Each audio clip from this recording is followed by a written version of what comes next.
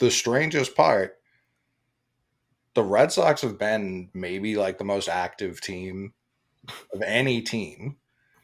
And I don't know that they've done anything. I don't know that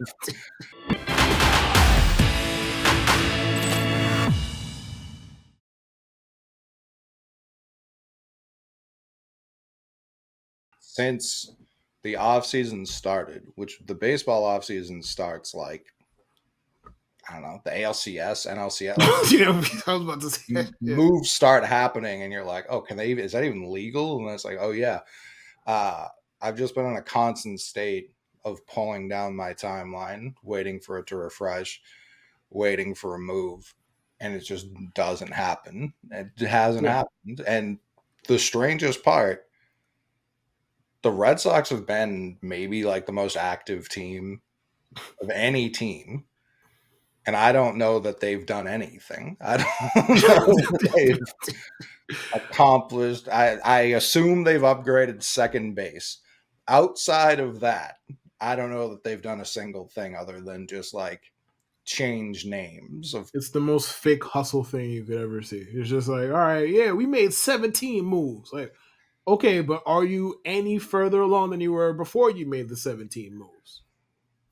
What are the 17 moves going to give you? 2 more wins? 3 more wins? 1 more win? Like, what are we doing here? Yeah, it's infuriating. It's genuinely infuriating. It is. And it's not good for the sport. Like we could 2 + 2 = 4 all we want about why and how we are here, but it's not good for the sport. No. I mean, it's still Snell. Like, bro, 2-time Cy Young Award winner. I don't give a fuck about the warts, how old he is, even though how old he is the direct result of the system. So I'm not really interested in the age part. I'm not really interested in the age part, but I don't give a fuck how old he is. Like, there's no reason. And yeah, Scott Boras, this, Scott Boras, that, blah, blah. If somebody had offered Blake Snell $200 million, he would have been signed. I don't give a fuck what Scott Boras could have been asked for 800. If somebody offered him 200, he'd have been signed already, and that's perfectly fair. It's not like out of bounds to say, yeah, pay the guy with a 3.2 career ERA $200 million for 8 years, 7 years, whatever it would take.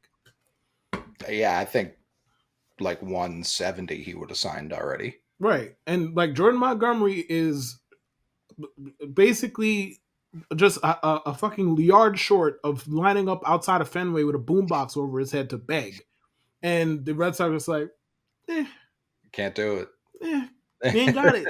Yeah, what do you want from us? That was 5 for 25 sound. He's like, bad. How's the Ozzy Always contract sound? Yeah, listen, that's a little rich for what we got going on today. Matt Chapman, I still have yet to hear him attached. Like he's at the point where he's getting thrown into the tweets. Like, these guys are left, but I like nothing, not a soul, not an offer, not a anything. Just well, here he is. Fucking Max Muncy gets hurt today, right? Right. Oh, did he? One of the Dodgers got hit on the hand. I think it was Muncy. Mm-hmm. This is how they're like, oh, okay, we just signed Chapman free. Like, that's exactly how this goes. Like, the longer these guys float out there, if Max Muncy's, even if he's only out for a little bit, like, they're just like, we're not too worried about it. What's money to us? Yeah, we'll sign this guy, and this is great. We'll put Mookie back in right. Like, they'll do whatever they want. But we're here today. We did take a little break. I was traveling for the Super Bowl, and then last week just hadn't fully recovered from traveling, like not even doing anything specifically other than taking 7 flights in 11 days. Like, that was just too many flights. So I was not in the mood to talk about my shitty ass baseball team at all last week, but we're here now. The big guys, Bellinger signed for much less than I anticipated. Yay. What do you get, 80? 3 for 80? Yeah, that's basically a fucking fancy ass 1-year deal, essentially, but yes. Sure, but he controls it. Yeah, he does. Like, if he gets hurt, we're gonna do this shit all over again next year, though. Most likely. All over again. Unless he forgets how to play baseball Again, we're gonna do this all over again. I don't like. I could see it in 2 years. I don't like if he could just opt into 30 because it goes 30, 30, 20. If he can just opt into 30 and not have to deal with this offseason again, I don't know why he wouldn't do that. That is really cool, clear-minded logic you got there. I don't think it's gonna apply to them, but I was like, we can say that. Like, yes, from the outside looking in, I don't know why somebody would want to experience this again. Now, a position player going through it is a little bit different than a Sure. pitcher per se. Fine, Sure. but yeah, I don't know why Cody, because I don't. Who is going to show up that next year? That's going to just be like, here you go, Yeah. Cody. What's going to change in a year? You got to hope for a Like, Rocky unless he Screw goes Bryant. crazy, like he just, all right, you guys didn't believe me, fine, all right, I'm gonna go MVP Cody again. That's the only way he's gonna get is gonna be fruitful for him, in my opinion. I don't know that he's just going to be older, and people are still going to point to like he could start pitching like Otani, and people would be like, "That's just more chance of him getting hurt." I don't know if I there's mean, there's a definite competition problem in baseball, like as sure, far as the teams and how they go. So there's no guarantee if he has another really good year that they're just all right, we'll pony up. That's for sure. There's no guarantee because yeah, like the big hitters aren't really looking at him. They're just no, not. So it's just like we're relying on teams like who, like the Blue Jays. I mean, the Blue Jays had an entire offseason to do something with him just now, and they were like, "No, we're good, pass." But the same team that's about to start IKF at third base, and granted, one doesn't have nothing to do with the other, but you get my point. They're just like, "No, we don't got room for Cody Bellinger." Same team or Matt Chapman. or Matt Chapman. Like they start IKF on purpose. Like nobody is holding them to their feet to the fire to do it. They're just like, "Yeah, we're comfortable with this." But we are here to talk about the AL East because it's the only division that mattered. I was thinking about it before the show. In the 90s, it was boring to talk about because it was just the Yankees division. Like there was no conversation to be had. The Orioles at the beginning of the decade, a bit, they were fine, but it was the Yankees division for the league, let alone just the AL East. And then the 2000s, the Red Sox were like, what if we tried? And they had a very up and down 2000s, but I would say they were the most successful team of that decade just because they got two and the Yankees got one at the very end. Um, and then the teens was more of the same. But in the teens, the Rays became a thing, which had never been a problem before. They figured something out. Like Longoria came up and everything kind of snapped into place from there on out. This whole entire time, the 90s, the 2000s, and the 10s, the Blue Jays were just mostly unserious. They had that 2 year run, the Jose Batista runs. Outside of that, largely unserious. And it ended with Rougned Odor's right hand. Like that, the Blue Jays were just done. And they haven't been back in serious Shout conversations out Rougned since. Odor. Shout out. Attaboy, way to defend yourself. Listen, yeah, that was as electric of a moment baseball's had like since the home run chase of 96 Legit. 97. Legit. Oh, by the way, anyone out there who has Apple TV, and if you're a baseball fan, I assume you do have Apple TV because they've forced you to get Apple TV to watch Friday Night Baseball. They just have a whole fucking collection of classic games on there, full games. And it's awesome. Like I was watching the 99 All-Star game in full, like that's on YouTube as well. But watching it in better quality on Apple TV was like Sammy Sosa was drowning in that batter's box. He had no idea what was going on. He had no fucking clue. I watched the Reggie Jackson setting the stolen base record game. Like that was sick. Didn't realize how many attempts it took him in that game. Like I can't remember who the catcher was, just kept mowing him down. It was very funny.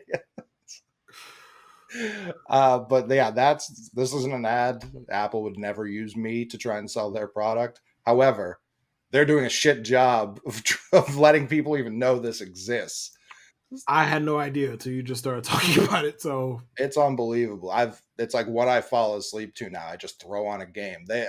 My only complaint is they have like very random World Series games. Like let's be serious. You know the ones people want to see. Like a very peculiar selection of World Series games. like Like we not don't even want to see 6-1 game 3 between whoever and whoever in 1984. Like we just really don't.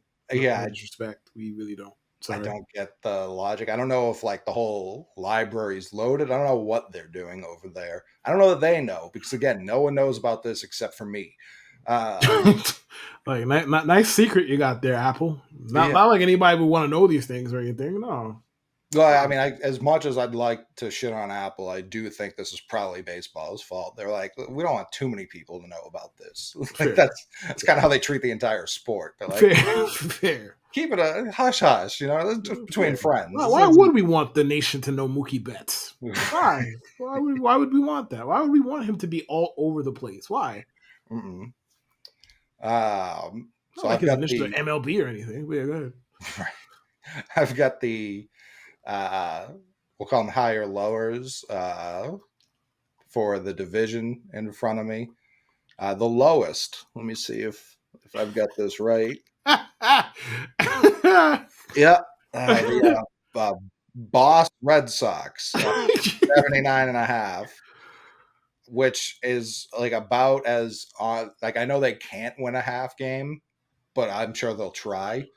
This feels like as that's what I keep trying to talk to people in like the real world who are like, man, the Red Sox really fucking suck, huh?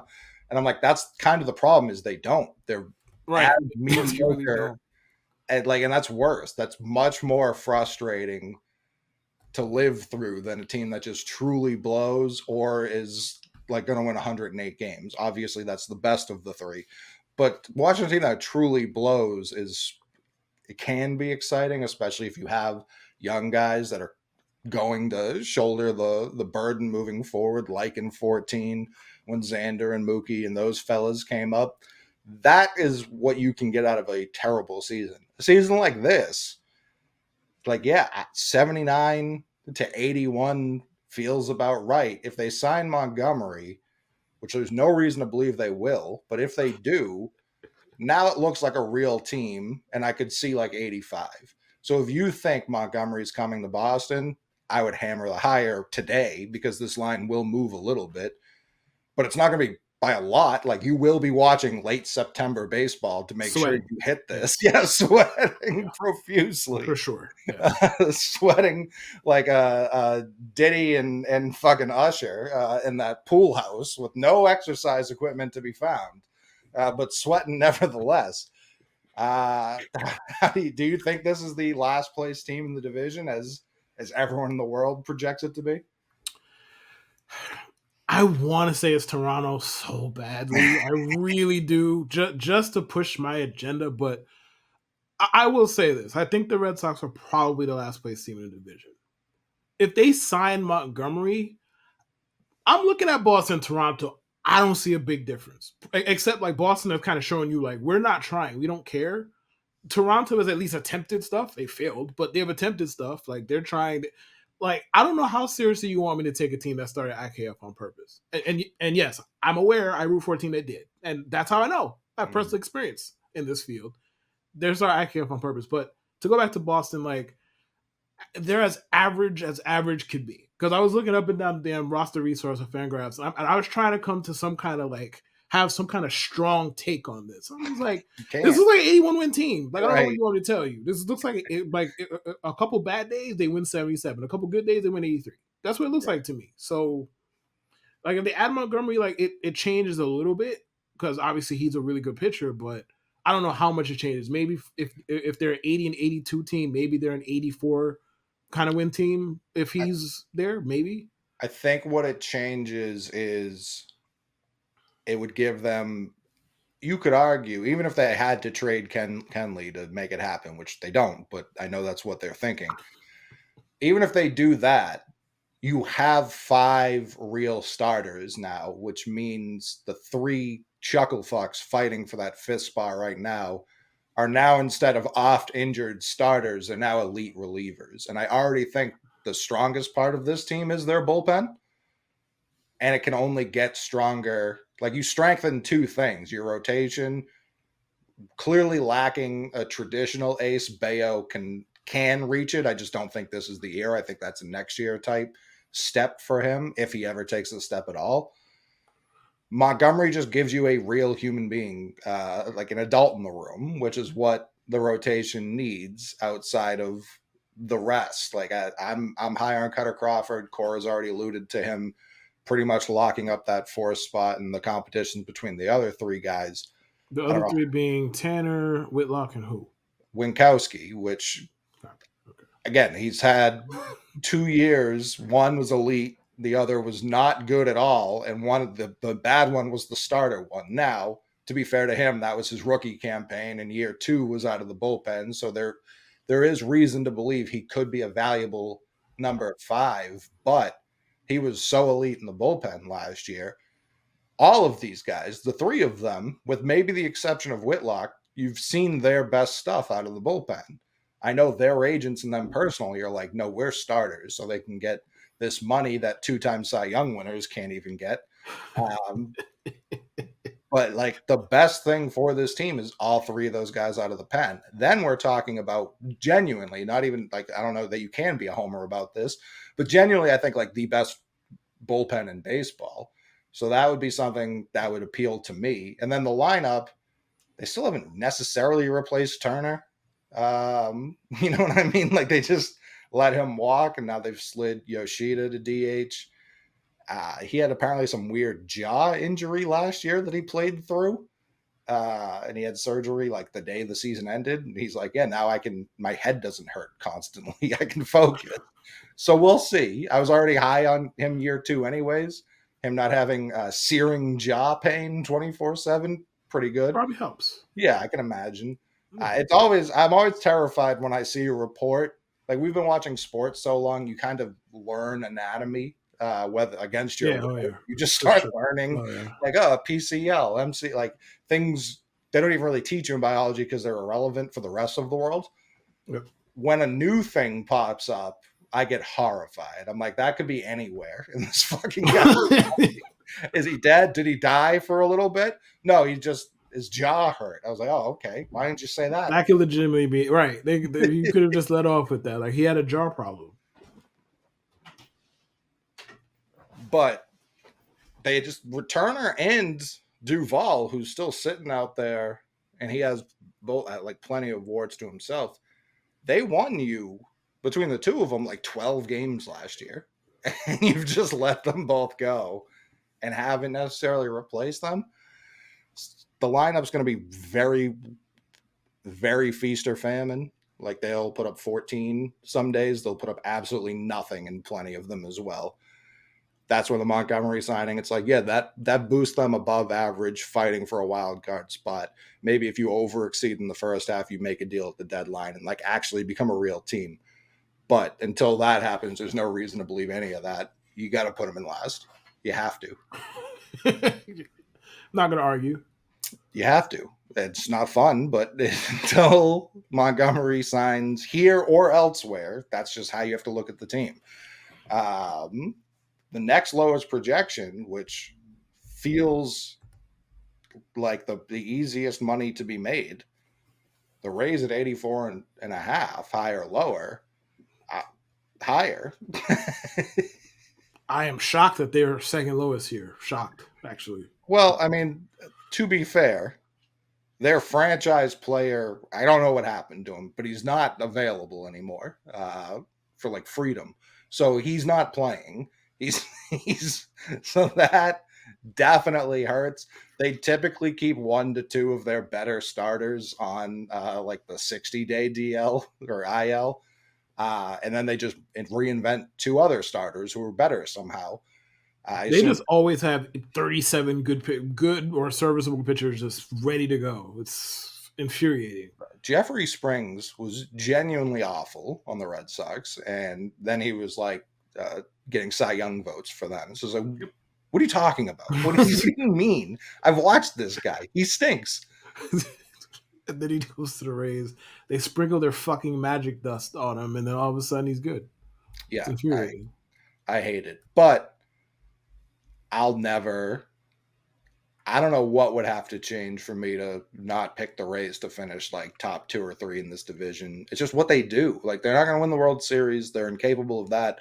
They are going to fucking grind out regular season wins every single year.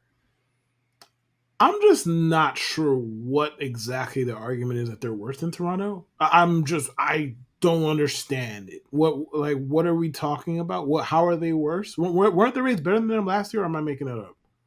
No, they definitely were. They were better than them last year. What changed? And granted, yeah, last year's not this year. Yada yada yada. Fine. They lost Wander Franco. Understandably, a big deal. They Sure. won. They won 10 more games than They the won Blue 10 Jays. more games. I don't think Wander Franco is the difference between them winning 10 or more 10 games, bro. Just I don't know how they're like 80. That feels free to me. Maybe I am wrong. That's possible here. And baseball is tricky like that year to year. Fine, but they do this, and I'm also a massive Junior Caminara believer. So Sure. I think he's going to come up and he's going to hit the ground running. And while he's not Wander Franco or what Wander Franco was last year, at least he's not that. He could be half of that. I Yeah. think. Listen, plenty of positives with not being Wander Franco, I would argue, Very true, and they're not minor either. folks. Yeah, I don't like the Rays. They finished second last year, and the Orioles went crazy and won 101 games. Like they won 99 games. That's certainly enough to win a division any other year.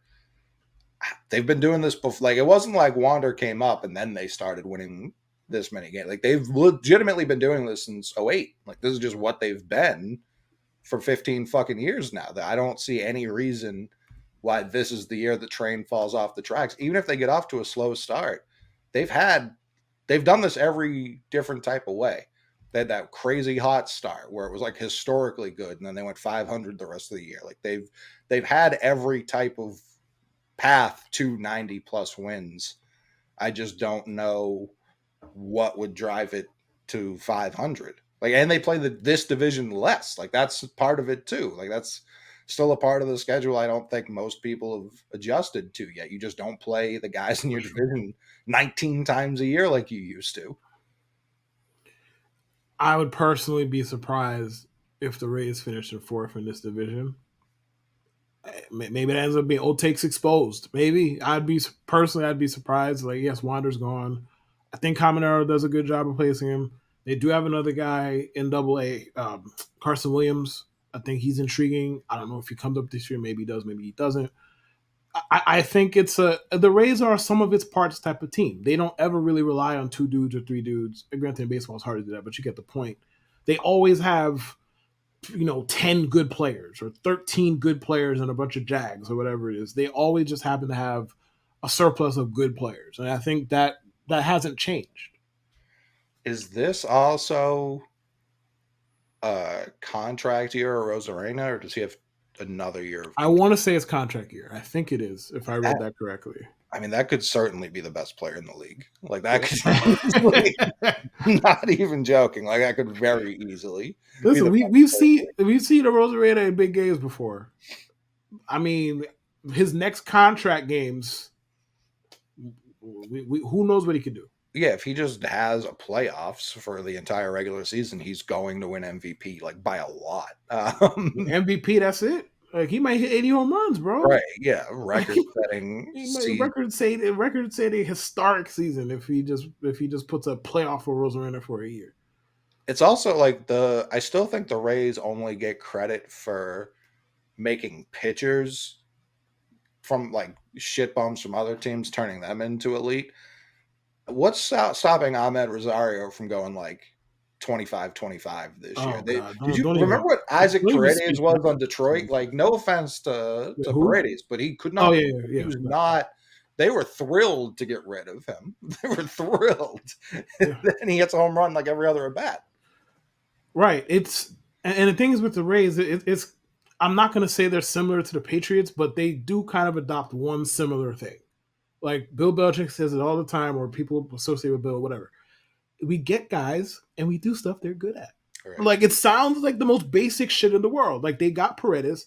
Paredes is not good at much, but he's good at hitting the fucking ball in the air. He's good at hitting the ball in the air to the pull side. They realize this. They're like, all right, just okay, we're going to tinker with your swing a little bit. We're trying to get you to hit the ball in the air to the pull side as much as possible because you're good at it. So he hit 30 home runs or whatever it was last year. We don't give a fuck about the rest of what he did. Like, nobody cares. I don't care how many bases he stole.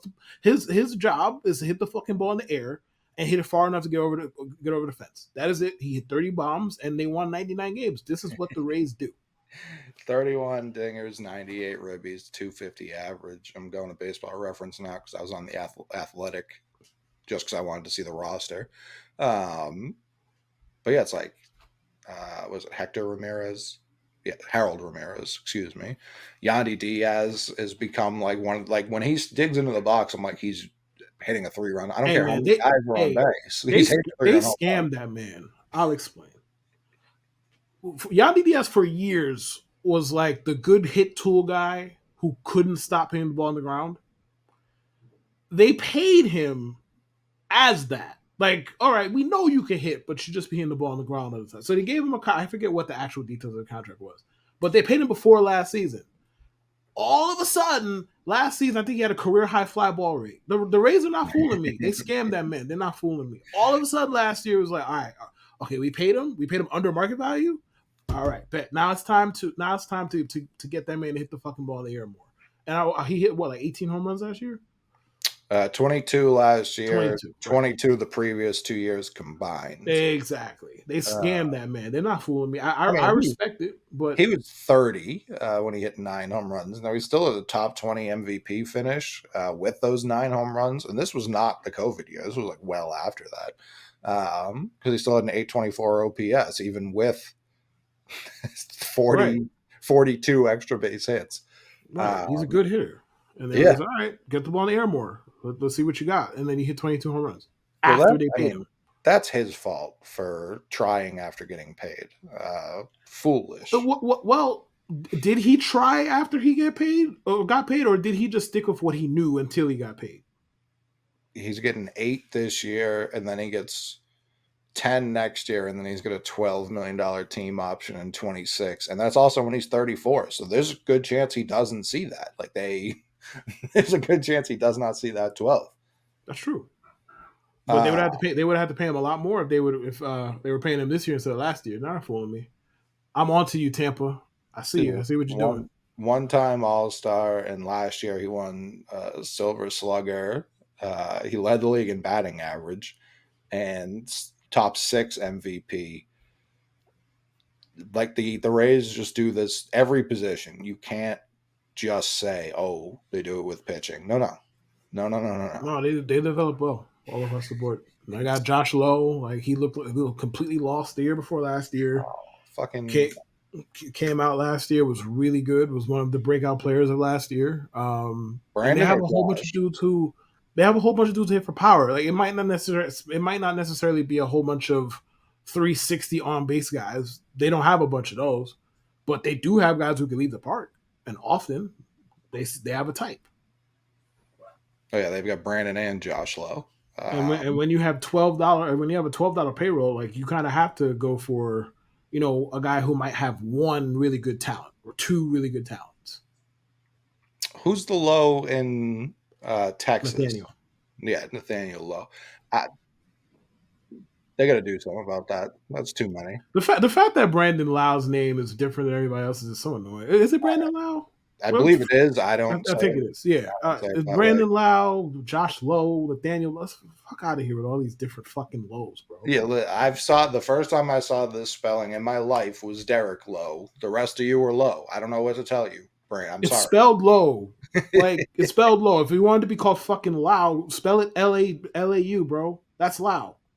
Yeah, L-A-U-W. Yeah. Yeah, whichever. L-O-W-E is Lowe. It's like homeboy from the Nuggets. God damn it, the white dude.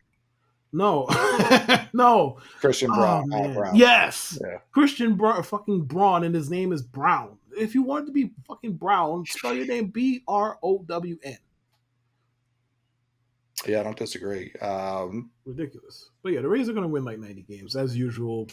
Business as usual. Not really a whole lot to talk about. Ryan Pepio might be a fucking dark horse Cy Young candidate. For right, yeah. yeah, this is just what they do. It annoyed me when they traded Pepio to Tampa. I'm like, oh, we get Glass now out finally. Even though like yes, he has his injury problems, but that guy is absolutely terrifying when he's pitching. Horrifying. And then they're like, oh yeah, we're gonna bring in the guy that the Dodgers, another great savvy organization, love, but don't necessarily need. So we're gonna take him in. It's like great. It never ends. It never ends with Tampa, man. It is pretty rude. I don't like it.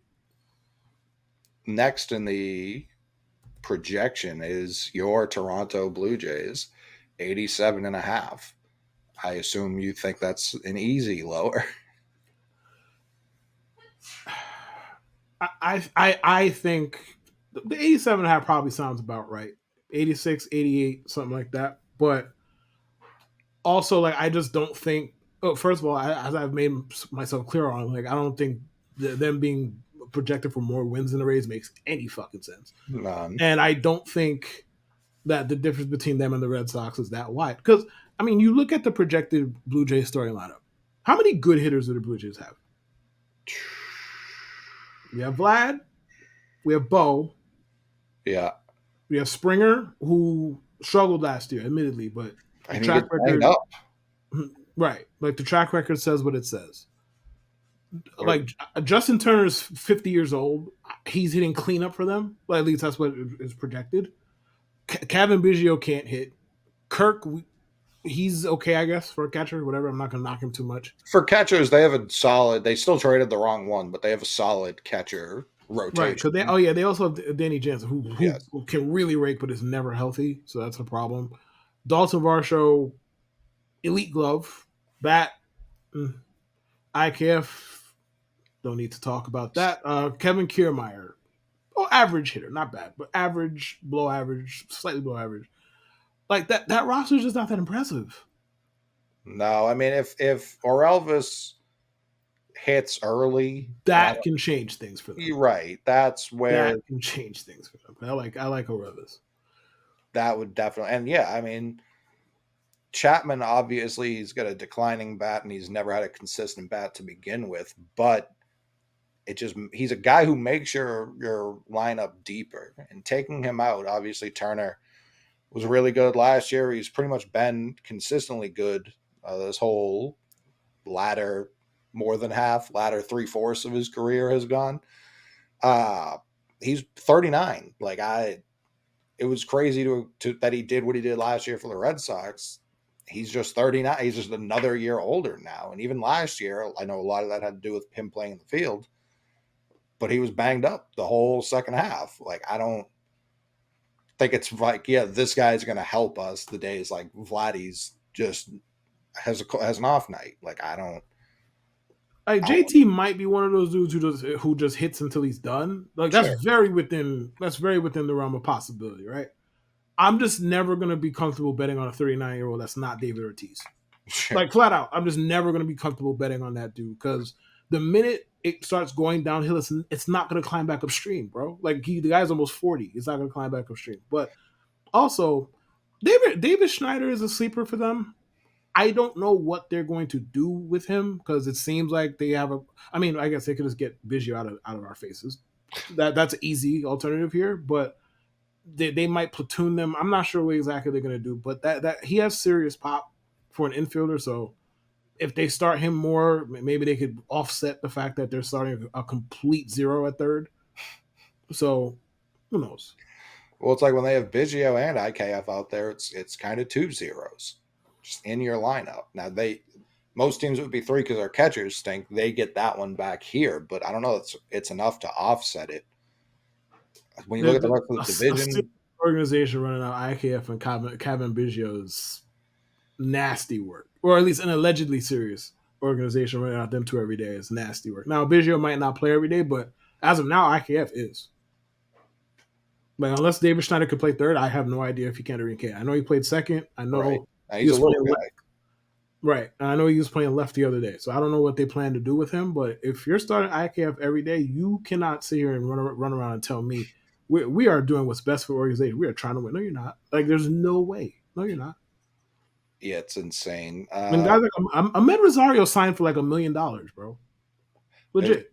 a million. crazy. He was projected, I think, like 220 or 1 for 10 with like a Right. He team. signed for $1 million.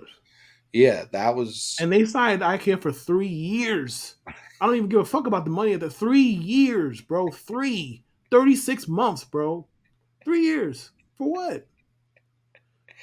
yeah, that was like who was the fucking pitcher? That Anderson? Tyler That Anderson. Yeah, Tyler Anderson, the second Yeah. free agency started last year. The Angels were like, we got one. And everyone was like, no one cares. Like, good for you. Sick.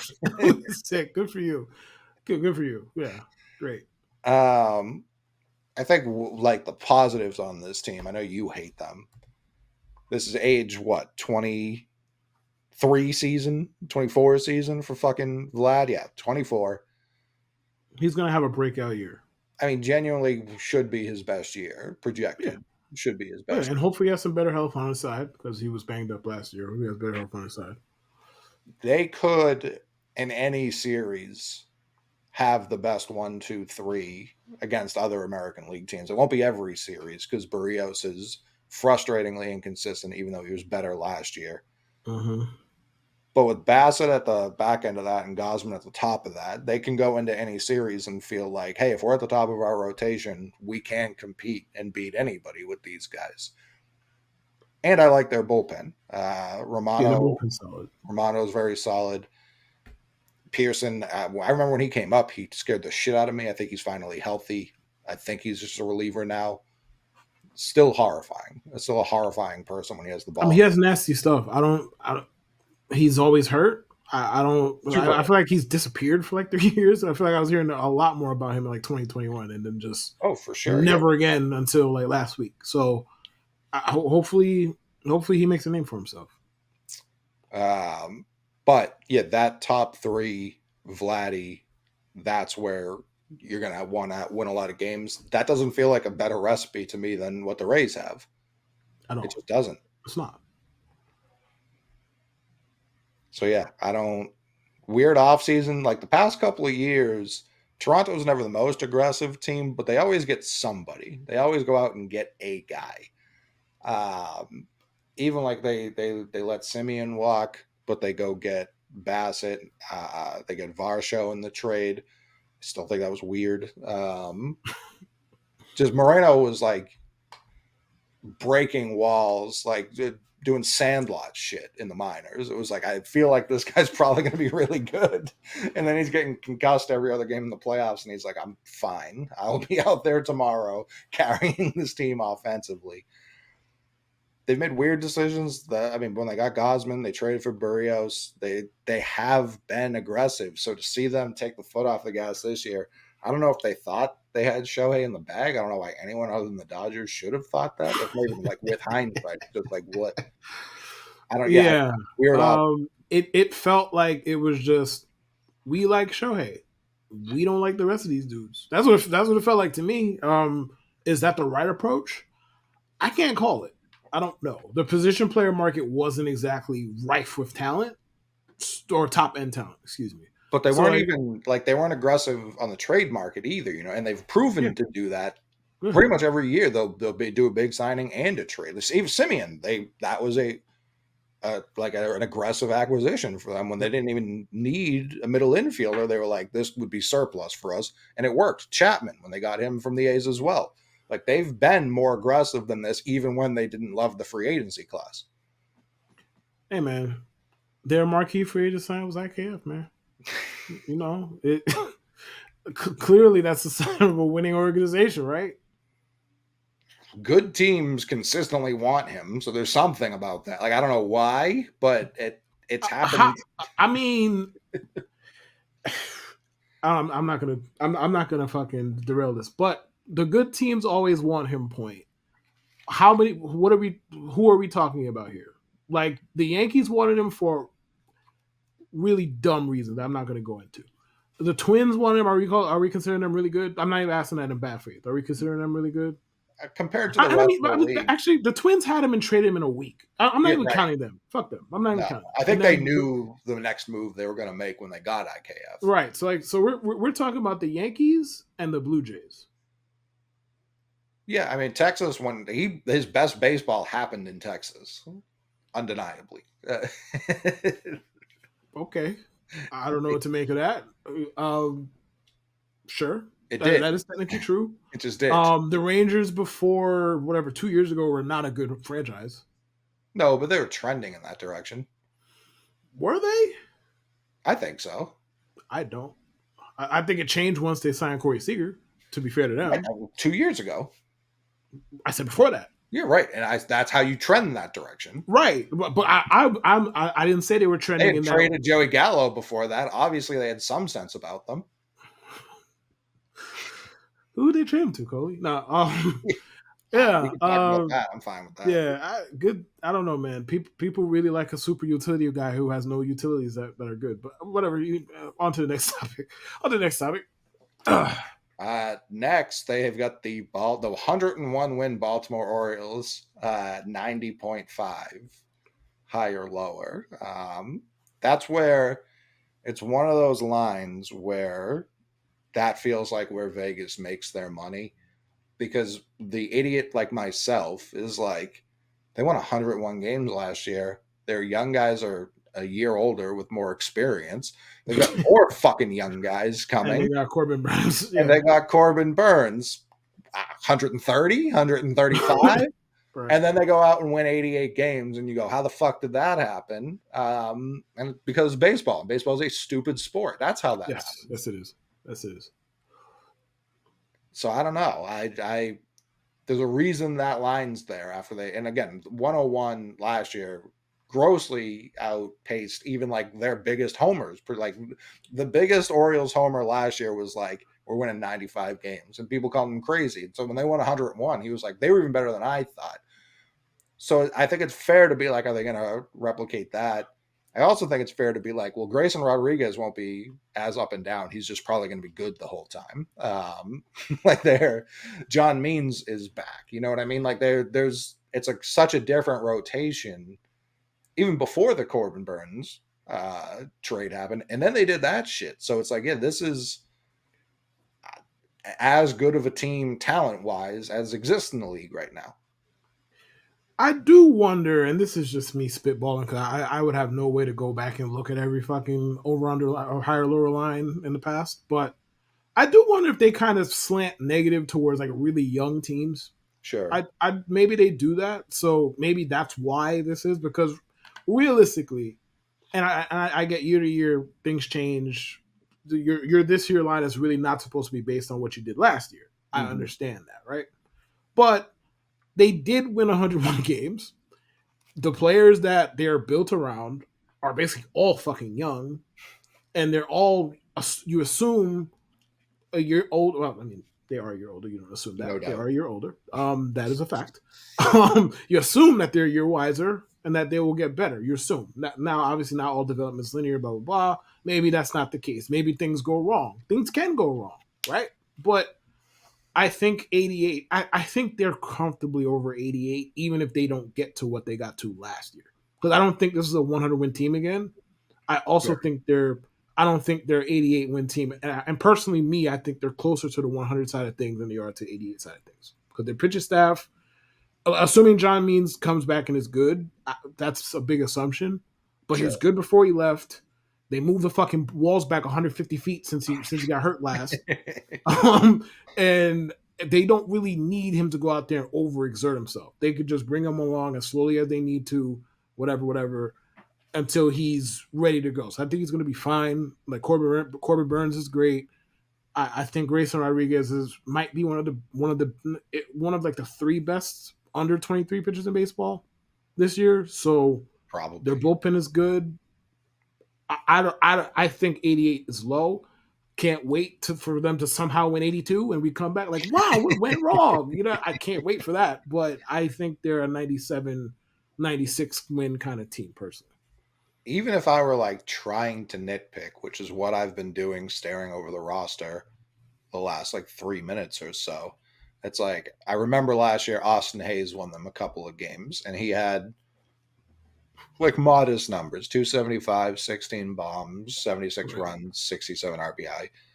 Even if he like just sucked this year, they just pull up Kerstad or Colton Cowser. You know what I mean? Like they Yeah, have that's the thing. countless They have qualities. so much organizational depth right now that all of it, like Cedric Mullins, as good as he is, would we be surprised if he was a bench player by June?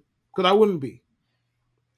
I I wouldn't get be. what you're saying. I'd be a little surprised just because I do think it's like weirdly his team, even with all the young That's fair. guys. Like I do That's think fair. it's his team. I think they like, I don't know, do they like trade Santander? I assume he's going to be up soon, but I also know they have new ownership and they're going to sign fucking everybody.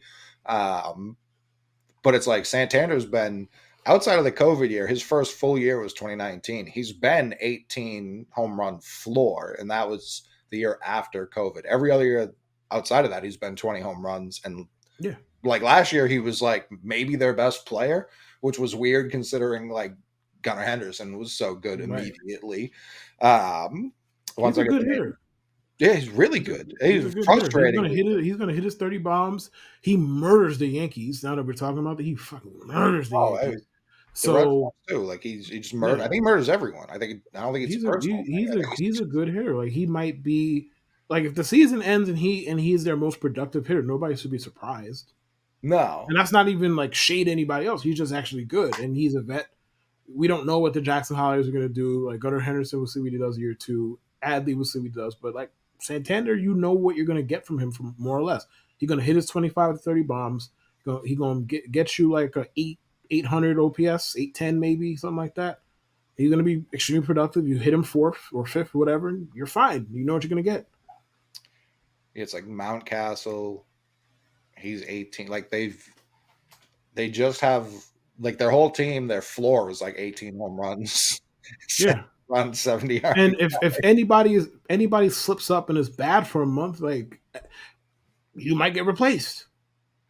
Yeah, yeah. That's where it's like maybe the pressure gets to them. You know what I mean? Like Yeah, that's a real thing. too many guys. Because if you feel like you're a week away from losing a job, that can't be good for your mind state. No, but I think part of the reason even that won't happen is so many of these guys have just come up together. Like it's not like they had them so staggered where they weren't playing together at the same levels. It's Right. not like they traded someone and brought in like when the Yankees swapped Chapman for fucking Glaber. It wasn't like, oh, this guy was never played with any of our minor leaguers. It's almost the same as bringing in a free agent. Like I think these guys, even if they get down for I don't know a day, the rest of them are going to pick that guy up because they're basically a veteran team despite their age because they've been playing together in the minors for fucking 5 years now. Right. And I mean the the Orioles, like, and the thing with the Orioles, like right now we're looking at it and like I read prospect lists, I know you do. Um I think there's a next wave of guys on that team that are good that we don't care about because the top of their fucking farm is so ridiculous that we're not talking about like the Dylan Beavers and the Mac Horvaths and all of that. And we're going to talk about them more once guys like Jackson Holiday graduate and we have to focus on the others. Yeah, Yeah, it's a good spot. The Orioles are in a good spot. And if their ownership cares about spending money and gives a fuck about their fan base at all, it's going to be really terrifying for a long time, buddy. they've got. I mean, yeah, Cowser, Kerstad, Kobe Mayo. I feel like Baseo is the guy I've heard the most about this offseason. And again, He's this is nasty. MLB's ranking, so it's not um, law by any means. But Right, it's like, but every publication has him as like a 70 power guy. All of them. oh, sure. I'm talking just like where he was here. Like right now, Oh yeah, right, I right, don't right, even right. consider Holiday a prospect anymore. He's just on the fucking team. He's basically their goddamn mascot. That's how often I see this fucking kid. True.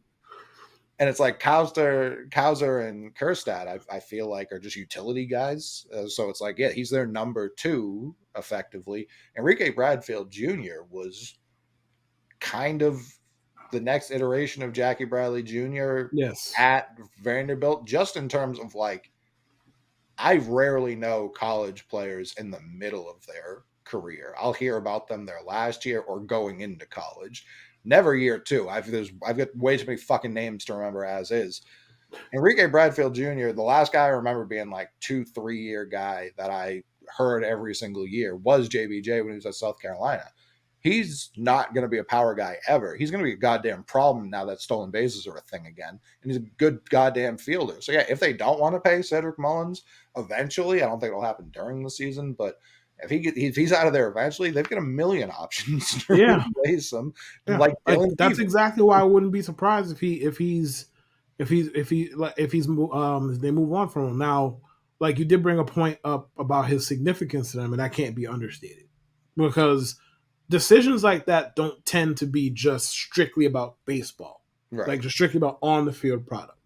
Yes, they consider fan stuff, and I mean, fuck the fans for a minute. They consider the players too. Like the players might look around and be like, "Oh, that stinks. That's our man's. Like, why are you benching our man's? That's our guy. That's our emotional leader or whatever it is. Why are you benching him?"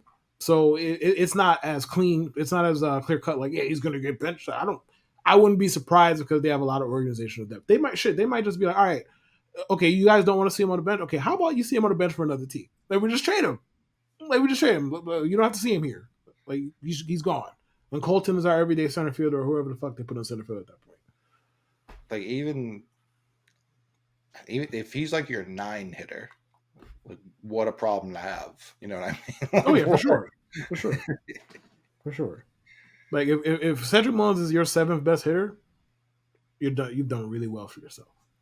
Big time. Um, the number one projected win total for the AL East at 93.5 wins is the New York Yankees. Every year we come into the season, they're the slam dunk favorite to walk to the World Shut Series. up. And then every year it doesn't happen. How what do you mean shut up? They won 82 goddamn games last year. We're not here to talk about the past. The Orioles, they're taking the Orioles 10 wins. That's and the Orioles got as better proportionally as the Yankees did. I don't think that's true. Actually, I don't think that's true. I And I'm think not even saying that in bad faith. I genuinely do. I genuinely do not think the Orioles improved more than the Yankees did. Now, to be no, I said fair, proportionally. I said like proportionally in terms of where they were last year, each team, how they improved upon last year. Not 1-to-1, I but like, still disagree. oh, I don't think the Yankees are like Bro, do you substantially. know who Juan Soto's replacing? Yeah, Juan Soto's really good. Really Right, good. that's what I'm saying. Like the Orioles didn't need Corbin Burns. It's nice that they have him. Oh, he's replacing fucking Jack Flaherty. That's a way bigger replacement. No, it's not. Juan Soto's replacing IKF for all intents and purposes. Like we Mm, had guys like IKF, we had Jake Bowers, we had me, we had you, we had all kind of people running around in the outfield for the Yankees last year. Now, again, the Yankees needed that more than vice versa. But regardless, as far as the over under the higher or lower line with the Yankees, I think they're gonna win more than that. Shocker, I know. But I think they're gonna win more than that. If for nothing else, and I'm not one of those people who's convinced the Yankees going to make some World Series run. I'm not going there with it. Like, thank holler God. at me at the trade deadline. Holler at me, like once the trade deadline comes. Okay, I feel like the Yankees have one more meaningful acquisition up their sleeve, even if it's not now. It might be July, but as of now, like assuming even reasonable health for Aaron Judge and Juan Soto, that should be enough to get them to 95, 96, 97 wins. And if anybody else wants to join them, that'd be great. Once you have two top five hitters, it's hard to fail. And I'm not even saying that as some kind of Yankee enthusiast. It's just general. You have two top five hitters, yo, the rest of the line would have to like blow beyond reasonable comprehension for you to not at least be a good lineup. I mean, shit. With Aaron Judge 2 years ago, like with him, they averaged like it was like 5.4 runs a game. Without him, it was like 3.7 runs a game. That's kind of what I'm talking about. Like if you have Judge, you have Soto, you're gonna win a lot of games by default. The pitching staff just has to not fuck it up, and I think they can stay out the way. You have Garrett Cole make it 20% of your starts. That's a good start. Shut up. Don't say nothing. I don't want to hear. I don't want to hear anti Garrett Cole. I want to Regular hear it. season, Garrett Cole is as good of a pitcher as exists in the league. You are the backhand compliment king. You Anywho, said Vladdy was going to have a breakout season. You think I missed that one? Like, come on. Like, oh, I was serious. that's a What backhanded compliment, too. It was not backhanded. I think he's going to have a really No good year. one I think he's who's gonna have a ever good, hit 30 home runs and gotten second place MVP finish is due for a breakout season. That's not how that okay. phrase I works. don't that doesn't even count. It's not how that phrase That works at don't- all. fine. Okay, I think he's going to have his best season. That's what I said. Right, and Agreed. that's what I meant. I So think Garrett I Cole. apologize for using the wrong word, but I was not speaking in bad faith. I'm not I one to would do speak in that. bad faith either. Garrett I Cole's know, a really good regular I didn't say season you were. pitcher. I said you gave a backhanded compliment. It's not the same thing. You did. I think it's more likely than not he has a worse season than last year. He's a year older. You're right. Hey, You're right. he won I'm not Cy gonna Young argue with that. last year. There's not much more to improve upon that. So I think that's you're talking But about the pitching rotation being better. We both agree he's probably going to be worse. Now, what worse looks like is up for debate. Probably not right, substantially worse, but worse nevertheless. right. I think he takes a slight step back. I mean, if you look under the hood, he took a slight step back last year. I don't His disagree swinging with that. strike stuff, whiff stuff, all of that shit went down. Like his velocity went down, all of it went down. Now he he's one of those who adjusts with the best of them, so it didn't phase him much, obviously. But it's something to watch out. It's something to look for, even if it's not a massive deal yet, right? Like Rodon should be better. I mean, It'd be hard impossible not. to be worse. Impossible. If he is worse, we have some deep issues, bro. If he is worse than he was, that brother, he had like a 7 ERA to finish the season, something like that. His last start, he got no outs against the Royals and walked off the mound walked off the mound and brushed off his pitching coach. I would hope that he's better. If he's not better, buddy, we have a lot to talk about. Stroman is Stroman. He's gonna put up his 3.6 ERA, get a bunch of ground balls, do dances on the mound, whatever he does. It's great. Nestor Cortez, I think will be fine, assuming he's healthy. I'm going to Um, say. Assuming he's healthy, I think he should be fine. And the Yankees will cobble together a million, startable quality starts from randos in their minor league system, randos off the street, randos out of bodegas. I'm not worried about who the Yankees' fifth starter is right now. It's just not a concern of mine. The Yankees get bullpen guys from everywhere. That's not a concern of mine either. They do. So I think they're going to win a lot of games. Do I think this team as constructed, do I feel comfortable saying they're the best team in the American League? No, I do not. But do I think they're the best team in the AL East as of right now? Yes. Aaron Judge, this was about a month ago now, late January probably, was already talking about maintenance for his feet. Yep. And he's going to be playing center. Yes. I could see where this goes awry because, like you referenced, the offense, we can say Juan Soto wasn't there before they had better hitters. I'd say it was a deeper lineup then, even if it didn't have the number 2 that was Soto. Mm-hmm. And it fell off the fucking face of the earth when he wasn't out there. He played 106 games last year. Before that the previous 2 years, 157, 148. Before that, and I'm not counting 2020, obviously, but 102 and 19, 112 and 18, and then 155 his rookie year. He's 32 this year. I don't think it's in putting him back in center. I've just seen this before, taking a guy on the wrong side of 30, putting him in a more athletic position, and he just spends more days on the bench than you'd like him to. That's where all of a sudden it's like, if he has to sit, if he misses 40 games, that could be the difference between like 94 wins and 87 wins. Oh, listen, if Judge missed 60 games last year? Yeah. If Judge misses 50 games this year, this gonna be a sad show. So, or at least one half was gonna be sad. It's gonna be a sad. If he misses 50 games, it's gonna be a sad show. Juan Soto or no Juan Soto, it's gonna be a sad fucking show. Yeah. So I'm just, if I had to, I ain't no projector, but if I had to project how many games he played, I'd probably say like a 135. I think that's fair. He's going to do an IL stint at some point. No doubt. I mean, There's no way around that. what's weird is it's not like he's consistently injured or anything like that. He either plays 150 or he plays 100. There hasn't been that. And the frustrating shit about it is it's all freak shit. Right. It's not like he injured his hamstring. He comes back. He injures the same hamstring. No, he gets hit in the fucking hand. He runs through a wall, like quite literally. He gets hurt, misses mad. Like it's frustrating because it's. I don't necessarily think the man is injury prone.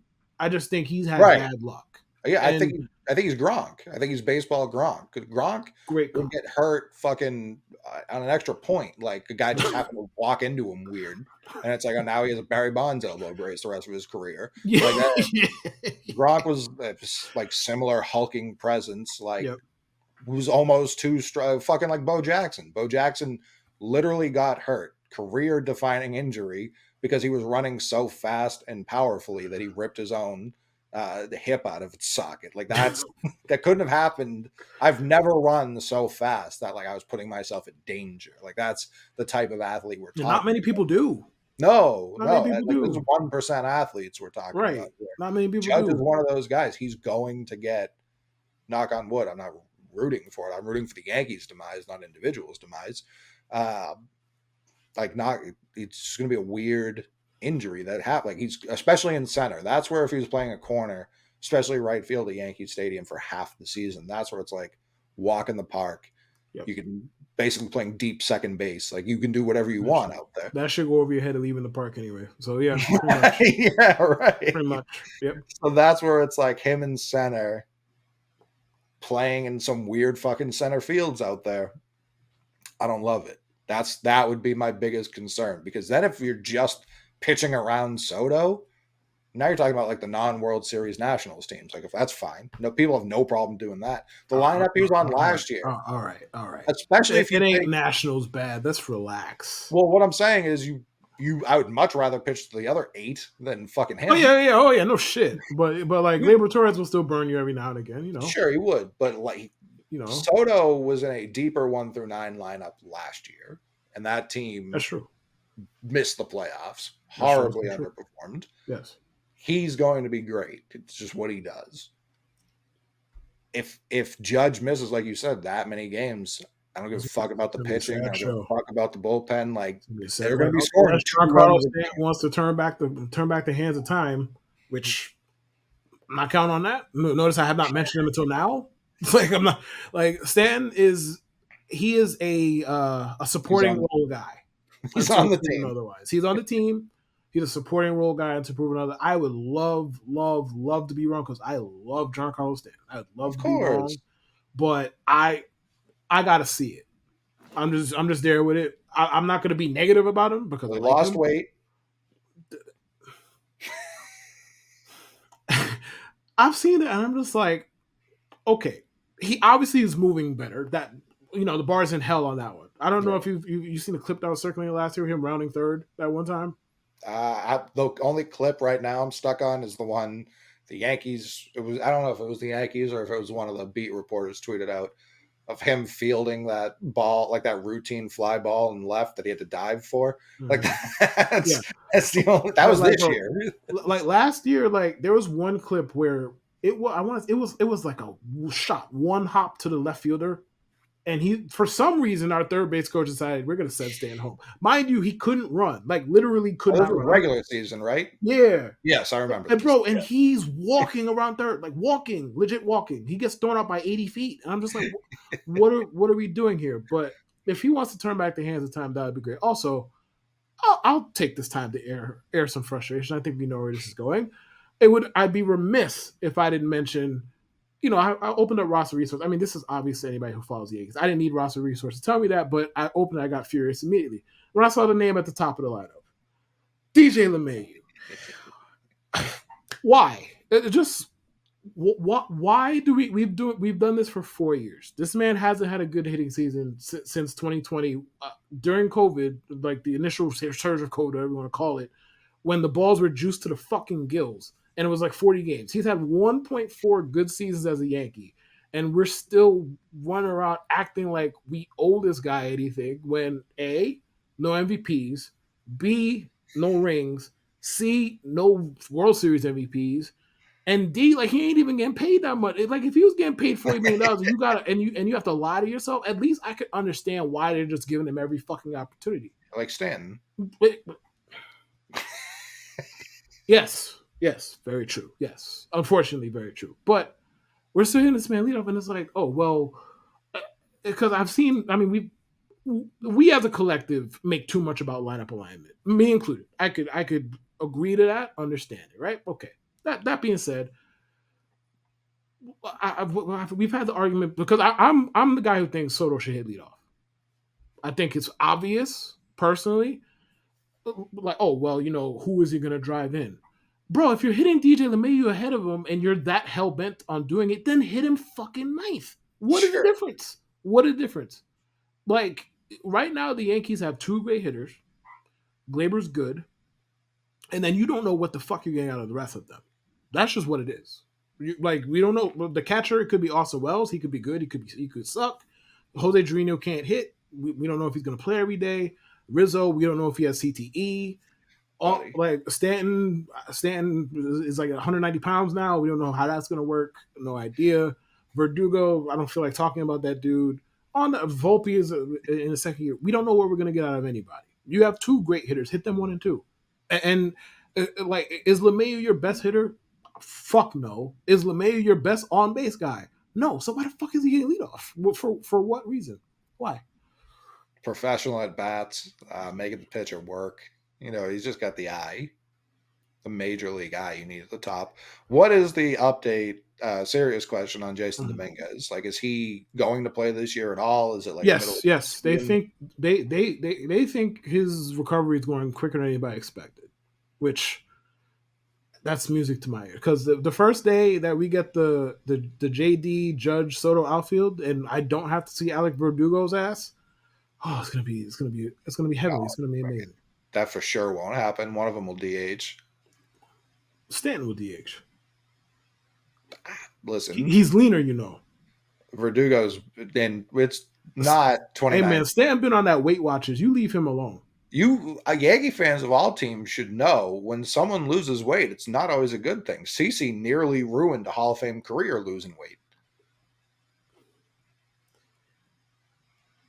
To be fair here, CC was really good fat, right? So Great Stan fat. Stan wasn't fat. He was just is big. yeah. But he's been big the last 2 years and he stunk. So he's like, all right, something got to change. To be fair, it's not an apples to apples comp. But in general, yeah, like I don't like the actual fat dudes, like the fat athletes. I don't the ones that are good fat. I can't think of one that lost weight and was a good thing. Like to Nah, on the side, I can like I've never heard of one of them like losing 60 pounds. Like best shape of your life, and actually leading to good results in between the lines. Never heard of it that personally. have you seen Miguel Sano? Today, these Yeah, days, no, I haven't. he's like He's a twig. 210. Yeah, he's Ooh. unbelievably in shape, like genuine best shape of his life.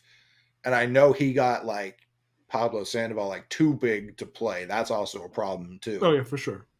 Like you just have to be at the weight you got into the league at, basically. You know what I mean? Turn some of that fat into muscle, but still be largely big. Like Melo never lost his baby fat. That's baby fat, not fat fat. But he never lost that, and that was good. That was a good idea for him. It's I don't know how it's going to look for Stanton, which sucks because he was unbelievable to watch, like horrifying to Yeah. watch.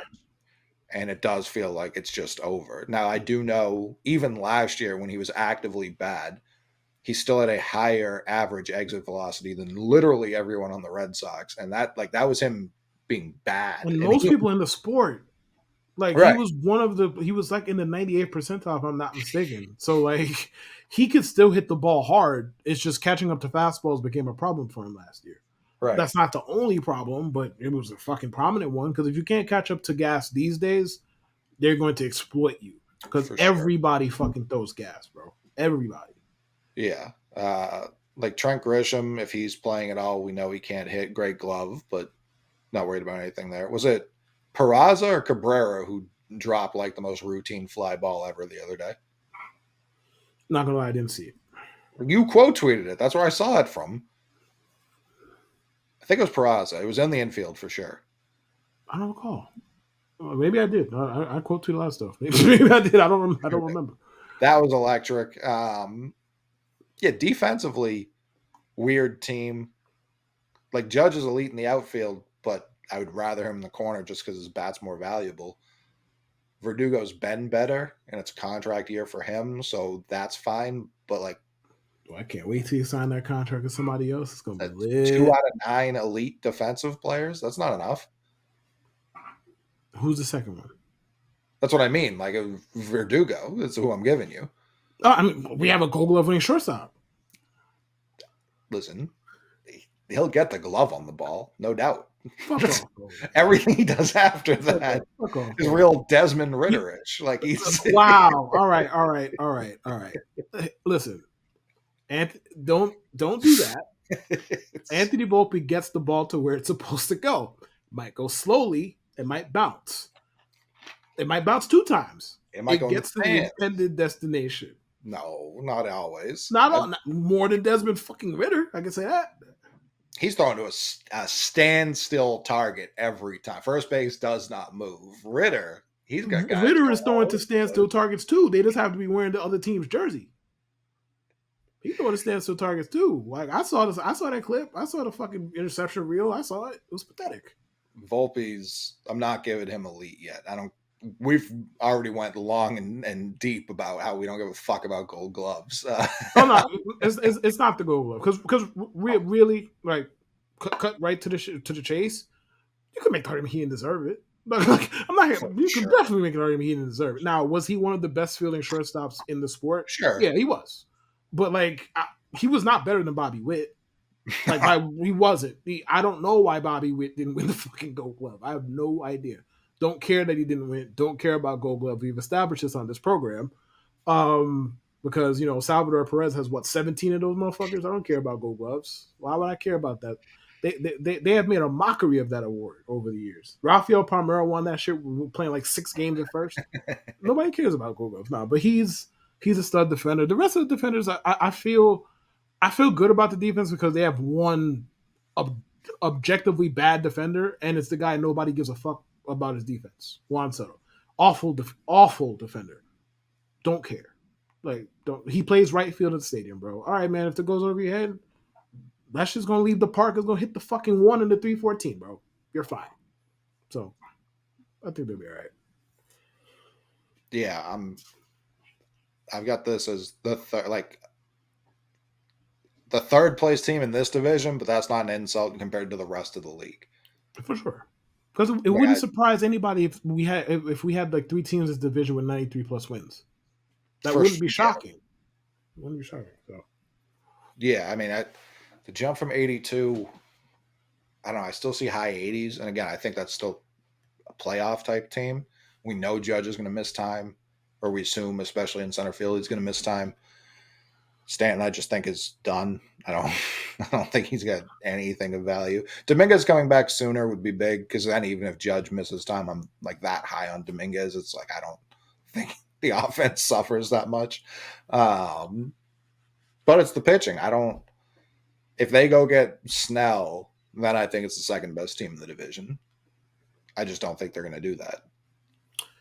Neither do I, and they've been doing. I put it like this: Scott Boras is working really hard right now. He's using the Red Sox and Yankees, 2 teams I don't think are going to He's working like all these, like, oh, Juan Soto loves Blake Snell, like this, that. Like he's working really hard. The Yankees are interested. They're on the phone. They called me today. And like he's using his mouthpieces. Scott Boras is working really fucking hard. And to me, I said this on the last episode. The same shit still applies. To me, it's really simple what's going on with Blake Snell. That man don't want to play for no Angels, bro. That's all it's about. That's all it's about. He don't want to play for the Angels. And he's just like, all right, listen, one of 2 things has to happen. 1, the Angels pay me enough to endure this bullshit. Or 2, somebody else gets somewhere in the fucking Angels neighborhood as far as the type of money that they're going to offer, and I sign with them instead. That man don't want to play for the Angels. I think that's what it was about. Like, if the Angels were, let's say for some reason the Dodgers were, like, Yamamoto never existed, and the Dodgers were just, they're like, all right, we want Blake Snell. He was signed weeks ago. Weeks and weeks ago. That man don't want to sign with the fucking Angels. But yeah, Scott Boras is He's working hard, man. Like, oh, me and Brian Cashman exchanged messages today. All right, Scott.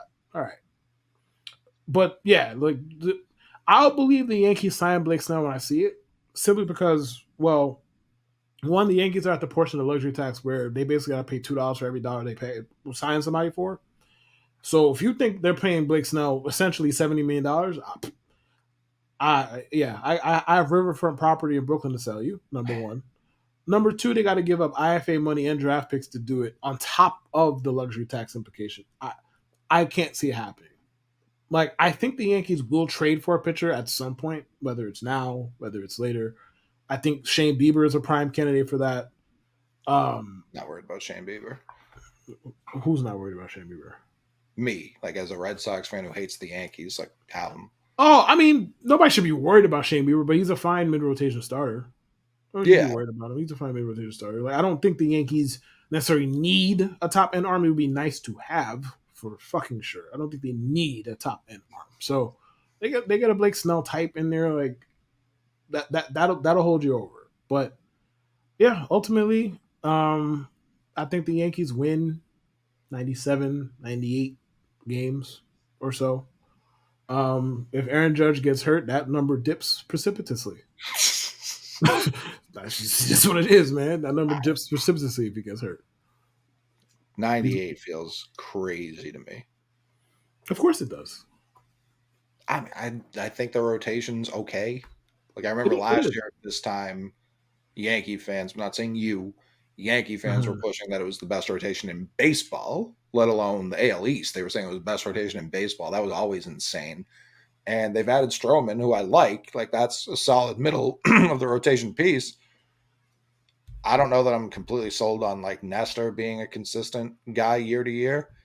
And I just have to see it with Rodon. Like you genuinely don't know. It's either going to be one of the worst seasons in MLB history or he's going to be vying for a Cy Young. There will be no middle ground. There just won't Right, be. right. I too have a wait and see approach with Rodon. I You do have to. think the stuff is good enough where if he's just regular good instead of like the otherworldly he was for whatever 2 years before he got here, if he's just a 3.8 guy instead, like fine. It's not Yeah. exactly what you paid $162 million for, but fine within the context of this team. Nestor, Nestor. The problem with Nestor is like once you start to hear shoulder injuries, that's problematic. I don't For think the performance is the concern. Really, his biggest problem is the third time through, he's a mess. A yeah. lot of people are. So it kind of is what it is in that front. On that front, just take him fucking out sooner. That to you, Aaron, please take him out sooner. They have one of the best bullpens in the sport, and that's going to be true no matter who's in it because the Yankees just churn bullpen out, arms out left and fucking right all the time. Very annoying. Yeah, it's lovely, and then that's what made the Aroldis Chapman contract infuriating. Oh my god, it was infuriating. And Zach Britton, it's like, why, you guys, just go outside Yankee Stadium, take a left, get to the fucking deli, get some guy in there who's 6'5", and be like, all right, man, yo, you want a contract to pitch? Make him a bullpen. That's what the Yankees been doing for fucking ever. They're like, oh yeah, we got to give Aroldis Chapman $90 million for what? Why? But I think the Yankees are going to be really good. That's that. I think they're going to win the division. We'll see what happens. Yeah, I don't see it. I And I just hope they don't. do because I really don't feel like coming on this show being sad every week. Like I said, I don't think it's a bad team. I think it's a playoff team. Right. Um, But what I'm saying is like I don't need a redo of last year. I would hate to show up to it. I don't know. Like again, I don't think Rodon's going to be that bad. So that balances it out, even if Cole takes like a full step back, which I don't anticipate. But um, it's just not like a. I don't know how their projections higher than Baltimore, and I kind of don't understand. I guess it's more I don't know why Tampa's is so low, not necessarily that Yeah. they should be ahead of the Yankees. But I trust the Rays more for the name you just said. They don't have Aaron Boone talking to them every day. Like almost never do they have Aaron Boone talking to them, and I can't stress like how big of an advantage that is. Like that's the biggest advantage any team in the league has over the Yankees is they're not managed by Aaron Boone. So that's where it's like I don't. As long as he's still there, it's like yeah, that they'll win games for sure. None that matter, but they'll win games. I will say something that will look very hypocritical by the time the season starts. I'm sure we're going. I don't. Aaron Boone doesn't matter. Baseball managers don't matter. You just prove that they did. Like he'll They leave don't Nestor matter. in too long. That will lose you a game. Of course, but over the course of a season, I don't think a manager is winning you that many more games or losing you that many more games. It's kind of what I'm getting at. Like in the macro, I don't think they matter that much. Yes, from a day to day, yes, they're gonna do annoying shit. I understand. I understand it better than anybody. Boone does a lot of annoying fucking shit. But if you're good enough, you're good enough, regardless of who the fuck your manager is. Like Dave Roberts won a championship. I'm not trying to hear shit about managers, bro. He didn't. Who They who won. who was stop? I think about the 2020 rings for all the sports so frequently, and it's insane how no one really gives them any sort of credence whatsoever for any sport. Like people still look at the Dodgers like, yeah, you go to the real playoffs, you get your teeth kicked in. Like the Lakers haven't done shit since the bubble, like and before either. So that's where it's like, why would we count any of these things for any sport? We can't like that fucking what's his name? Luke Voigt led the league in home runs that year. I don't know that he's on a roster right now. Like no one cares All anything that right, we'll happened in leave 2020. Luke Voigt alone. No, Luke Voigt was Why unbelievable. are we doing this? He could definitely still contribute, but my point is like that was 3 seasons ago, 4 seasons ago now, Right. I mean, the and people fall off quickly. I'm not even talking about him specifically. All the teams I mentioned, not they've done nothing. I wouldn't. I mean, the Lakers have made a Western Conference Finals appearance since. What was that last year? Yeah. I think the door is blown off. I don't give a fuck about that. I mean, you said They they've beat a done nothing. I very wouldn't say that good. that's nothing. They beat a over the hill Warriors team in the second round. Congrats! Like I don't give a fuck about that. They can't make the schedule. They play who's on the fucking schedule. What do They you want won them to do? one extra series than they had the previous 5 extra other seasons. LeBron's been there. They Like, made the Western Conference congrats. Finals and they gave the Nuggets a run for their money They did not. They, in the they got individual their games money ran. themselves. Yes, I know they lost all 4 of them, but they gave it a shot. Gave it a shot all 4 games. Brother, as someone who has to watch the charlatans of the country talk about the Celtics, I know damn well no one cares about conference finals appearances. No one gives a fuck about conference finals appearances. So, yeah, everything that happened in 20, like Dave Roberts has never like where they play that shit in fucking Texas. They did. They played the Rays, a team we already agreed don't in real years don't win World Series in Texas. Like sick. I'm congrats to them. Okay, fine. He was a bad example. Whoever the fucking Royals manager was that year won the fucking championship. I'm not sure. Man, baseball managers don't matter that much, man. Like Aaron Boone's gonna do dumb shit every now and again. Understood. Not gonna sit here and act like that's not true. Does he have anywhere near the kind of impact that not even so much you, like Yankee fans in specific, who like after every loss, like yo, bring back Girardi, like those type of fans, like bro, this does not, it's not that deep. None of this matters that much. If the players are good enough, you're not going to care that much who the manager is. And if the players are not good enough, you're not going to care who the manager is because you're not going to be good.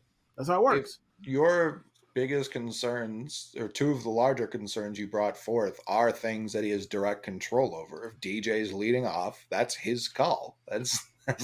He has direct impact over whether or not they're starting the game down and out.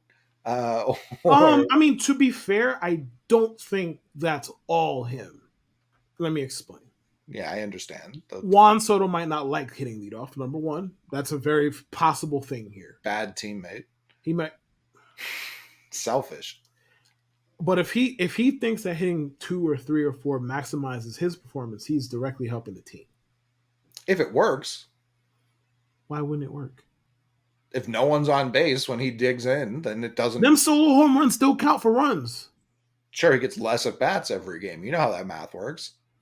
Of course, that's why I want him hit first. That's why I Right. want to hit first. But like, Yeah. it's Him not or Judge that hitting many first less at bat. obviously makes more sense. And you're sitting here saying they're not going to do it. That's Judge's call. Or, excuse me, Boone's call. There's a lot of factors that go into it. But I'm not going to be the one to sit here and trying 2 + 2 = 4 my way into saying LeMahieu hitting first is not that bad, which is exactly the route that we're headed. So fuck that. Like, you're right. Yes, that is mostly his call. Yes, and he does not have to do that. To throw him a slight bone, the Yankees don't have a lot of great leadoff options either. Like, the two best leadoff option they have are the two best hitters on the team. And if Yeah. one of them wants to lead off, you kind of have to pick somebody else. That's just how this works. Sounds like a lot of selfish people on this team. They don't have the team first. The Steinbrenner would never let people play for the back of the jerseys. He would have had the So fucking fanatics, are people put in the dirt for are, touching the are you jerseys that they have. are you trying to go for another hour? Because you can go for another hour with fucking Steinbrenner. Steinbrenner would never. God, it's insufferable, especially when you consider their best run came directly after he was suspended. And nobody ever talks about this when they Because bring he up laid the Steinbrenner. foundation. It didn't matter if he was No, there. no, no, no, no. The foundation was laid when he was home. No, no, no, no, no, no. He didn't lay shit. The foundation was laid when he was home. And you know why that is? Because the GM could sit there and map out a plan and not hear every day, trade Jeter, trade Jeter, trade Jeter, trade Jeter, trade Jeter or you're fired, trade Jeter, trade Jeter. Like, he could just lay out a plan, trade Bernie, trade Bernie, trade for who? This 34-year-old vet who's halfway out the door. He used to be good 6 years ago. Trade him for that guy. And that thus he didn't trade those guys. We talk about the core four, which, mind you, the core four is absurd because Bernie is not a part of it somehow. But Yeah, you can get Posada out of there, put Bernie in. I mean, sure, you could get Pettit out of there. Who gives a fuck about Andy Pettit? Well, not that way. Excuse Isn't me. he one of the better postseason pitchers of Not, all not, time? he has like a 3.8 postseason I ERA. thought he had a better record. No, no, that's kind of a myth. Maybe it And I mean, to started be fair to off him, that like way and he fell it's off. heavily skewed. Oh no, it did, and it's heavily skewed because he had one start at Arizona where he gave up like 15 runs in like 2 innings. Yeah, So it's heavily skewed. To be fair to him, but he was really good. But Bernie was there are a couple years there where Bernie was the best player on the team, and oh there's yeah, like core Bernie four. Williams He's not scared part of the me. core. Like, I don't get it. But Well, I mean, it's because Yankee fans are racist. But other than that, uh, fifth, plead the fifth. yeah, I plead the fifth. I'm not going to argue that one. I cannot. he had 3.81, but he threw 276 postseason innings. I didn't even realize there was that many innings. But yes. Preposterous. Yeah, like he was good. He was really good. I'm not good. He was really good. But like the postseason hero thing is kind of like he was solid. He was good. He had a lot of really good starts. He had some bad ones. I mean, that's what happens when you pitch almost 300 fucking innings of postseason baseball. You can have some good starts. You can have some bad ones. But this idea that he was some like you just gave him the ball and you knew what was going to happen. No, that's not what happened. I lived it. It's not what happened. Yeah, I'm looking at 99, the World Series against the Braves. He got one start. The Yankees won the game 6-5. He gave up all 5 runs in 3 2/3. Yes, like there were starts like that, but he got a rep.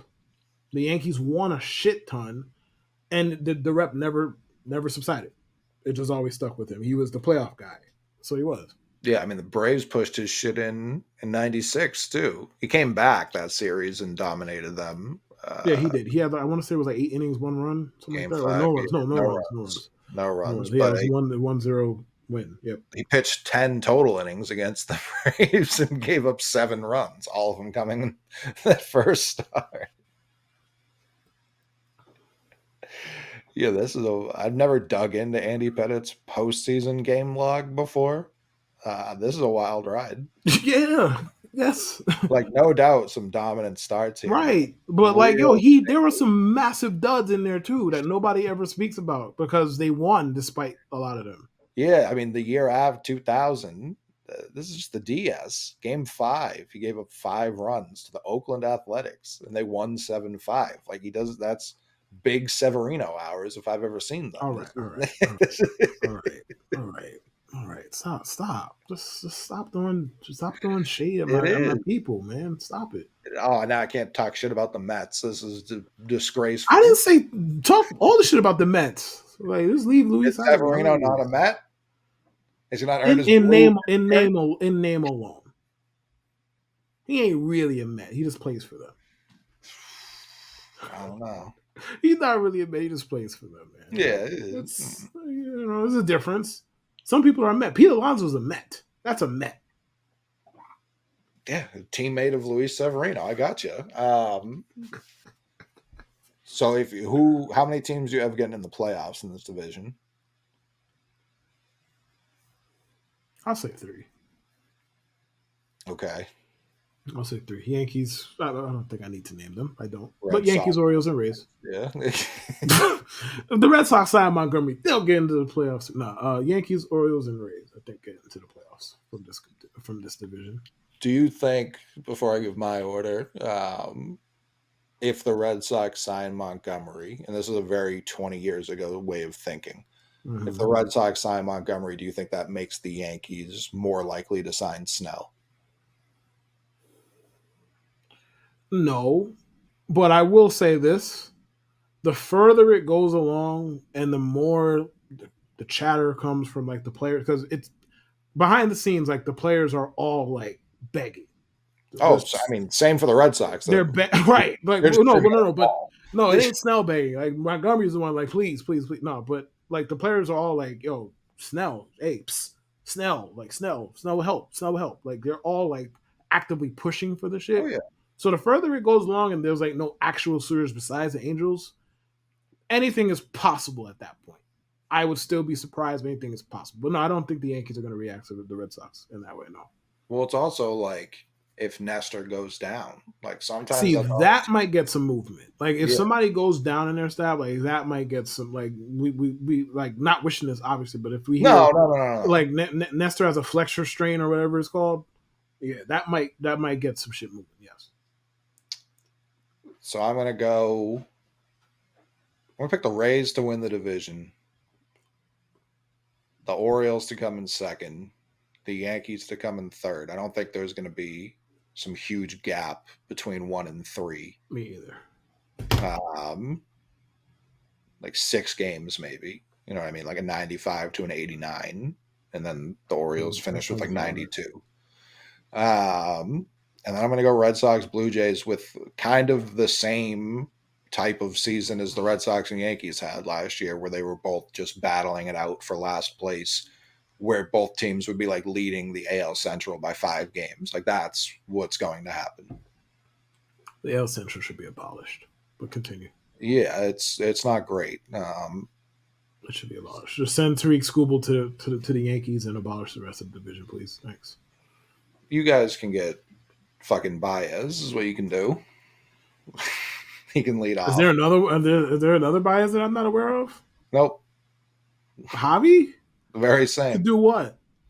I mean, he would, if he was a mid-season acquisition, and I know this isn't going to happen, he would rake for the Yankees. Now he'd be terrible the next season, but he would absolutely dominate. If you only needed him for 40 games on a playoff run, I don't know if there's a lot of guys' names I'd call before him. Let's put it this way. If the Yankees acquire, let's pretend we in July, and we're about to record on a Wednesday. The Yankees acquire Javi Baez that Wednesday afternoon. Buddy, this would be the angriest you ever see him on this show. The angriest. Even The most. if the Tigers pick up all of his contract. I don't give a fuck if he was paying the Yankees to play. I don't give a fuck. No.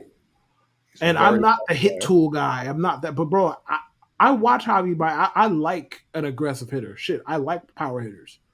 Brother, that man will swing at his own contacts if he threw at them. Like no, if you threw them to him, no, absolutely not. He will swing at anything, air, he'll swing shit, everything. Yeah, he's sick. I don't get what you don't get here. Sick in the bad way, yeah. No, Sick in Javi's the bad way. objectively cool. He's just a lunatic. Bad? Yeah, he's bad. He's bad now. I have a hard time calling his career bad. Oh no, his career's not bad. Right. That's His where it's career's like not bad.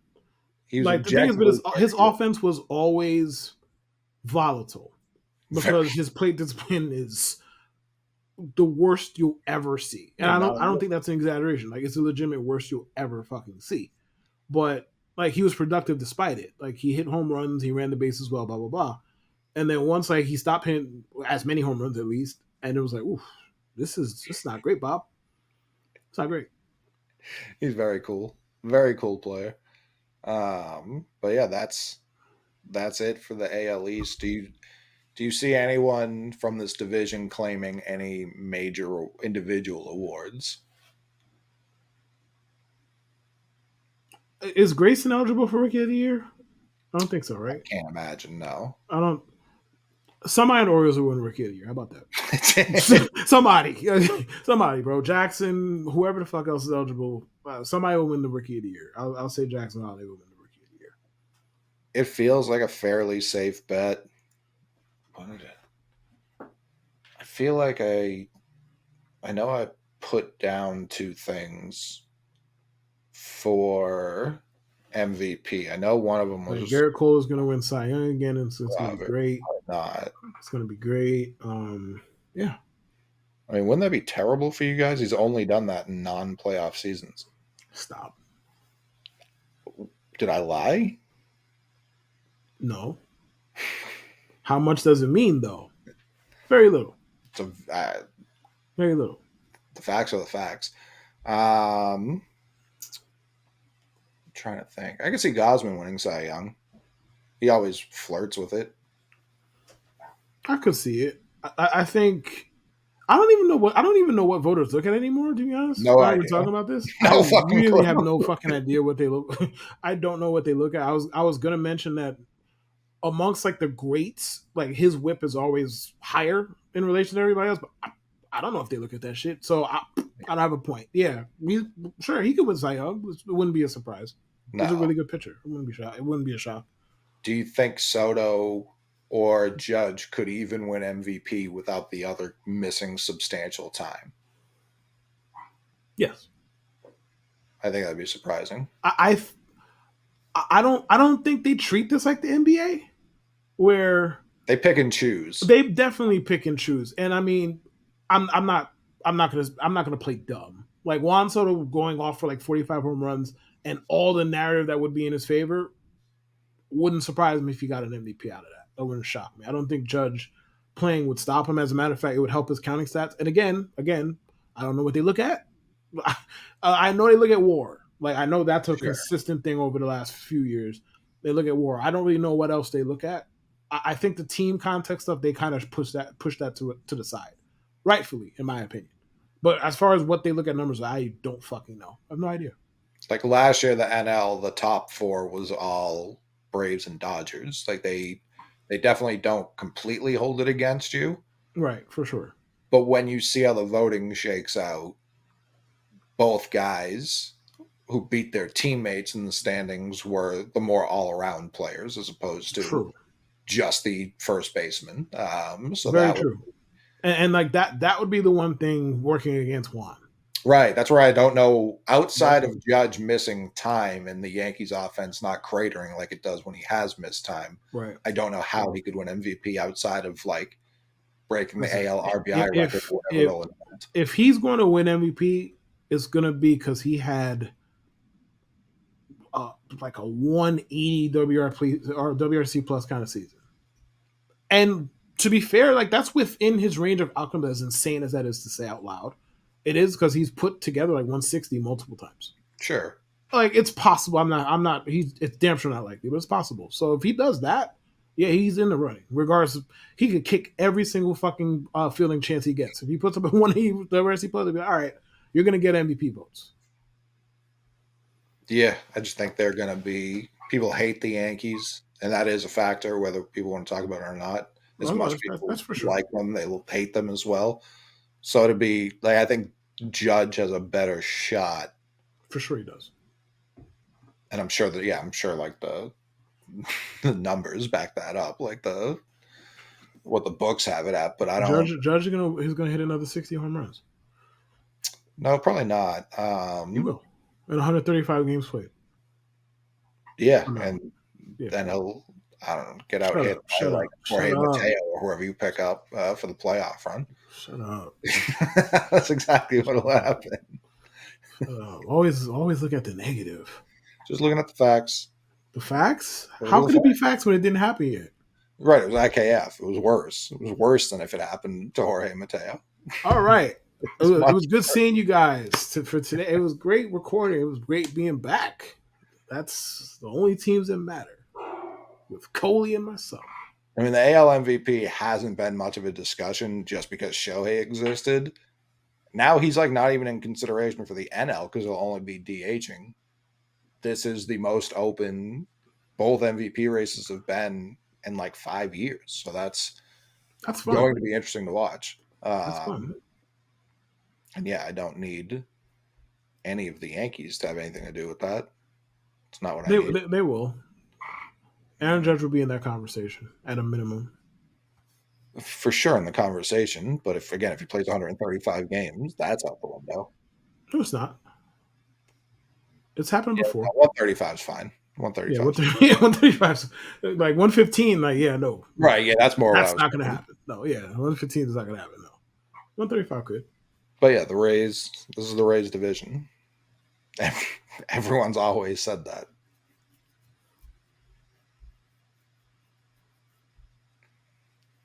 Go Yankees.